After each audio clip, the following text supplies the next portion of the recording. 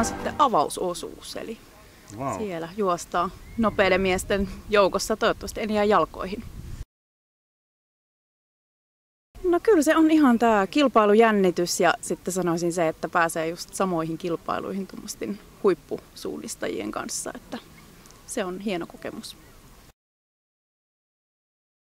No ehkä semmoinen varsinaissuomalainen maisema on sitten erilaista. Toivottavasti siellä ei ole punkkeja.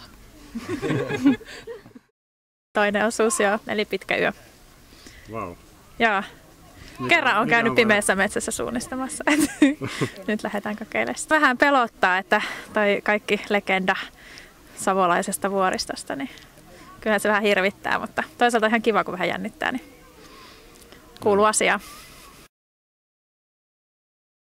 Ehkä vähän sitten, jos tämä on ryteikköistä, niin sitten vähän vähemmän ryteikköä ja enemmän sellaista eteläsuomalaista tai lounaissuomalaista kallioa. Mulla on 3. osuus. Kuinka monen Jukola? Tämä on 2. Jukola ja 3. Venlojen viesti.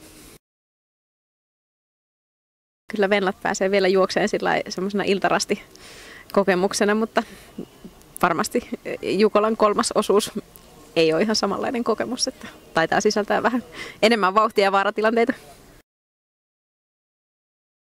Kyllä mä olen sitä mieltä, että kaikki ei olla yhtä lähellä on liikunta ja luonto, niin kannattaa kyllä tulla Lounajukolaan kaveriporukalla tai muuten.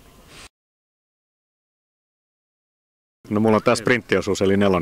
No kyllä se on varmaan ensimmäinen Jukola ja sen suorittaminen niin kuin hyväksytysti ja sen emitin palauttaminen ja siinä vaiheessa kun kuulee, että kaikki on mennyt ok, niin kyllä se on varmaan niin kuin yksi ihan semmoisena momenttina niin kuin paras, mutta muuten se on tämä kaikki mikä täällä on.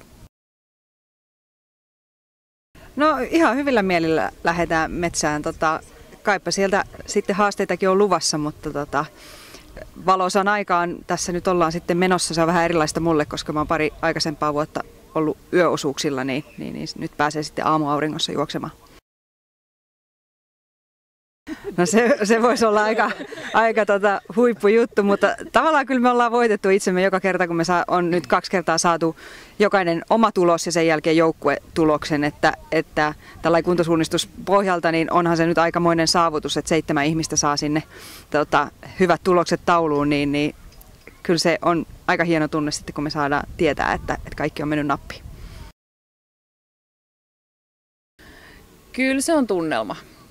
Tämä on tämä festari yhdistettynä luontoon, metsään ja vaan sellaisen niin kuin täyteen päättömyyteen, että mennä nyt yöllä metsään juoksemaan, eihän siinä ole mitään päätä eikä häntä. Ankkurisuus odottaa mua, kyllä. Ja varamiehenä mukana. Iltarasteilla, siinähän se. Mutta nakitus tuli tässä tosiaan aika loppusuoralla ensimmäinen Jukola, että haastetta riittää. Tavoitteena on kaikki rastit löytää ja maalin päästä.